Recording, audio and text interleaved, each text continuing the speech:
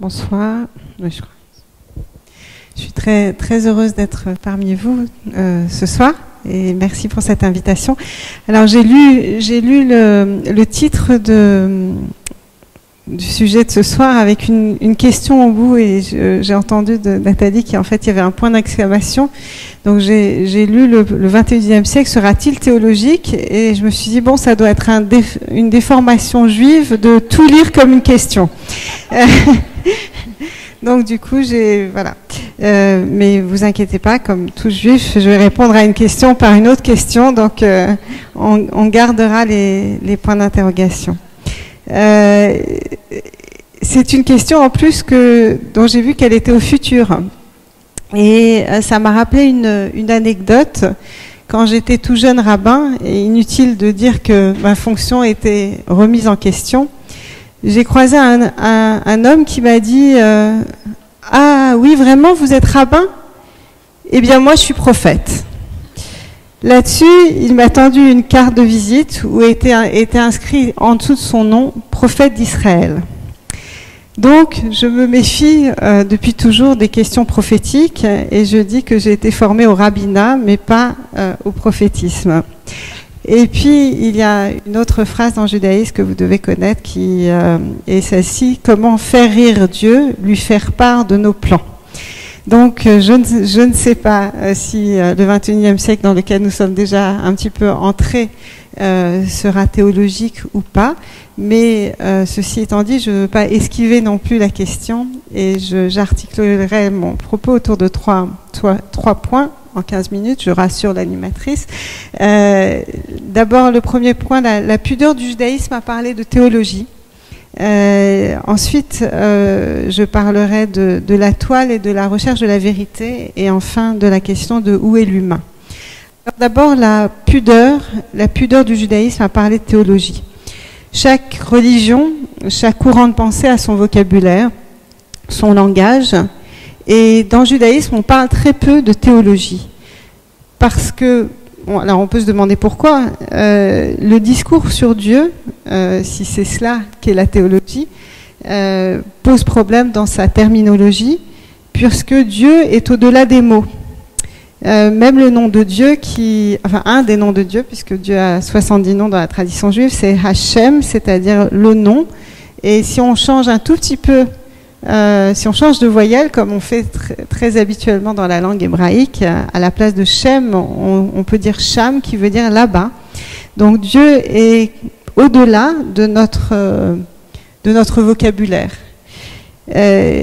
C'est compliqué donc de parler de Dieu si on n'a pas les mots qu'il faut, et vous le savez, c'est à travers le visage de l'autre que l'on rencontre Dieu. C'est ce que dit notamment Martin Buber en écrivant ce magnifique livre Le jeu et le tu. Et dans l'exigence éthique de mon comportement avec l'autre, c'est-à-dire ne pas le blesser, ce qu'il a pu appeler, ce que Lévinas a pu appeler la caresse, l'accompagner, le nourrir, le loger, tous ces actes qui sont communs à toutes les religions. Alors il y a donc une prudence et une délicatesse pour parler de Dieu, et je vais vous raconter une petite histoire, c'est mon habitude, mais je pense qu'à travers les histoires on apprend beaucoup de choses. Une histoire qui met en scène, pose la question toujours de savoir avant le Shabbat s'il aura suffisamment pour nourrir sa famille le jour du Shabbat, et en particulier pour honorer ce jour de Shabbat. Alors, il va à la synagogue, la synagogue du petit village où il habite, et il va prier. Et il va prier près de ce qu'on appelle l'armoire sainte, là où se trouvent les livres de la Torah. Et il prie et dit « Ribono shel olam, maître du monde, s'il te plaît, fais en sorte que j'ai de quoi acheter des chalotes pour Shabbat. » Vous savez, ces pains nattés qui sont spéciaux pour Shabbat. Et à la fin de cette prière, qui était très fervente, il veut toucher le rouleau de la Torah, il soulève le rideau, et voilà qu'il y a deux magnifiques chalotes qui sont là, et il est très étonné, il prend les chalotes et il rentre chez lui. puis la semaine suivante, voilà qu'il se passe exactement la même chose, c'est-à-dire qu'il va prier et il demande à Dieu de bien vouloir lui donner suffisamment pour avoir des chalotes. Et la même chose se reproduit. Alors, dans les petits villages, comme dans toutes les paroisses ou les communautés, les rumeurs vont très vite. Et très vite, on a l'impression, on dit, court le bruit qu'il y a un miracle qui arrive, qui se produit chaque semaine. Et le bedeau de la synagogue se dit, il faut que j'en sache, que j'en ai le cœur net, c'est pas possible qu'il y ait un miracle, il faut que je sache ce qui se passe. Alors, il décide, depuis le jeudi, de se cacher derrière les bancs de la synagogue et d'observer ce qui se passe.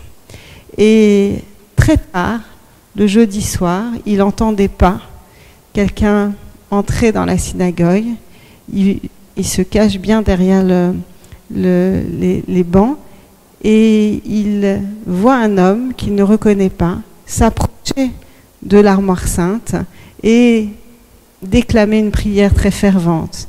Et cet homme dit, mon Dieu, je te remercie de tout ce que tu m'apportes et que mes affaires soient bonnes et que je puisse nourrir ma famille, et pour te remercier, je vais te donner ces chalotes.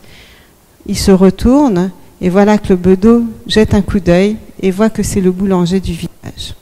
Il le laisse partir et le lendemain matin, il frappe à la porte du rabbin et il dit, rabbin, rabbin, j'ai trouvé la solution de cette histoire. En fait, il ne s'agit pas du tout d'un miracle. Et voilà que le rabbin le reçoit et il écoute tranquillement le bedeau. Et le bedeau lui dit, voilà, Joseph, le matin, vient prier, mais en fait, la veille, il y avait déjà Shmuel, le boulanger qui était venu et qui a remercié Dieu. En fait, il n'y a aucun miracle là-dedans. Et le rabbin le regarde et lui dit, mais tu n'étais qu'un idiot. En fait, le miracle, c'est pas que Dieu aurait apporté des chalotes à cet homme qui en a besoin, mais le miracle, c'est qu'il y a un homme qui en aide un autre sans qu'il le sache. Voilà l'histoire des chalotes qui montre un petit peu la couleur dans ces histoires de chassidique. On voit la couleur de ce que dit le judaïsme, c'est-à-dire que peu importe les miracles, l'intervention de Dieu, elle peut se faire de manière tout à fait inattendue, en filigrane dans nos relations les uns avec les autres. Alors, la spiritualité, oui, parce que dans la recherche du matériel à tout prix, et je rejoins ce que Elisabeth a dit, le visage de l'humain se brise. La spiritualité, donc oui, nous en avons besoin, et elle manque grandement.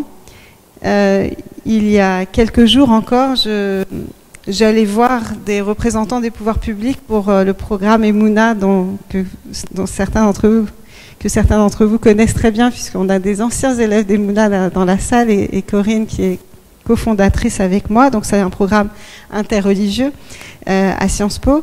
Et pour parler du programme, j'ai pris rendez-vous avec ces représentants des pouvoirs publics qui, lorsque j'ai expliqué ce qu'était le programme, m'ont dit, mais vous êtes venus et vous ne nous demandez pas d'argent. Et cet étonnement face à simplement une volonté de prise de contact et de parler d'un projet, de ce qu'on fait, c'est vraiment une preuve de ce qui se passe dans les relations humaines. C'est-à-dire que tout contact est devenu un contact intéressé.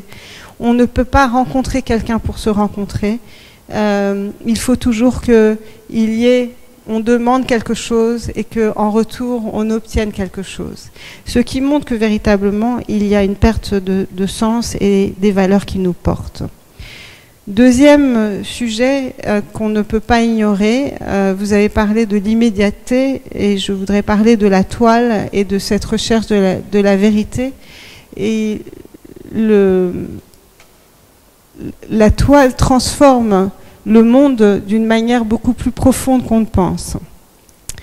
Là encore, je vais parler d'une expérience, d'une expérience personnelle dont vous avez peut-être entendu parler la semaine dernière. Devant ma synagogue, il y a eu un incident et donc une femme est sortie de la synagogue et elle a reçu sur la tête une boule de pétanque. Immédiatement, elle a prévenu une association de victimes d'antisémitisme et très vite, la nouvelle est partie jusqu'au bout du monde. Nous avions l'ordre, de par la préfecture, de ne rien dire jusqu'à ce que l'enquête soit terminée. Mais l'information est partie dans le monde entier. Elle est partie dans le monde entier, elle est partie sur les réseaux sociaux. Le résultat est que sur les réseaux sociaux, on a pu lire des formes d'invectives de personnes qui habitent très loin et qui disaient « Mais qu'est-ce que vous faites, vous, les Juifs en France? Pourquoi vous restez encore là face à ces actes d'antisémitisme ?» L'enquête a été conclue le lendemain et il ne s'agissait pas le motif d'antisémitisme n'a pas été retenu. C'est un exemple de ce qui se passe tout le temps. C'est-à-dire que la toile s'enflamme, il y a des vagues d'opinion, on ne vérifie aucun fait. Et encore autre chose de très pervers dans le fonctionnement de la toile, et vous le savez, c'est qu'on vous recette ce que vous aimez avec des algorithmes.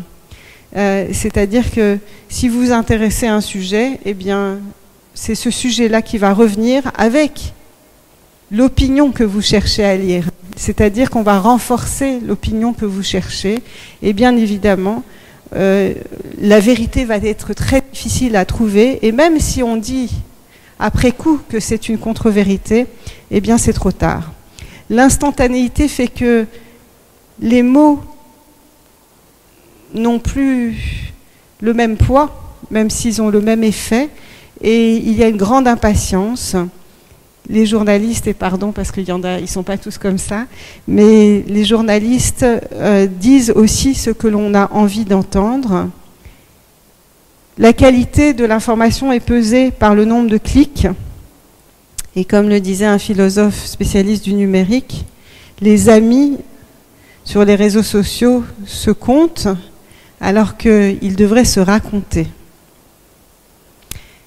Rappelons-nous ce que disait le Lévitique, ne suis pas la majorité pour faire le mal. On est bien loin de ce type d'injonction. Troisième point, où en est l'humain donc dans ce 21e siècle? Il est froissé. Il est froissé et je prendrai 3 exemples de cela. D'abord, il est froissé dans des structures qui restent malheureusement encore beaucoup trop pyramidales et qui rappellent la tour de Babel, où selon un récit rabbinique, lorsqu'une pierre tombait, on en faisait grand cas et tous les constructeurs et les bâtisseurs étaient en deuil, et lorsqu'un homme tombait, on n'y faisait pas attention. Les êtres humains sont les victimes de ces structures pyramidales. Deuxième exemple, la planète et le jardin dont les êtres humains devaient prendre soin dans la Genèse. Je n'ai pas besoin de développer ce point, mais on le sait, c'est le sujet. Et s'il fait chaud ce soir, c'est aussi pour cette raison-là. Il est temps que nous nous réveillions, s'il est encore temps. Et puis les excès. Nous vivons dans le monde des excès, des systèmes binaires. Vous en avez parlé de l'anti... On est soit anti-religieux violemment, soit on est fondamentaliste. Et le juste milieu est très difficile à trouver. Les textes sont malheureusement lus à la lettre, parfois trop, et trouver le juste milieu de la modération, c'est notre travail, afin de reformuler des rêves et redécouvrir à travers, par exemple, le chant d'un brin d'herbe ou le sourire d'un ami, la présence divine. Alors, théologique, le 21e siècle, un peu, humain et spirituel, beaucoup, je l'espère. Merci.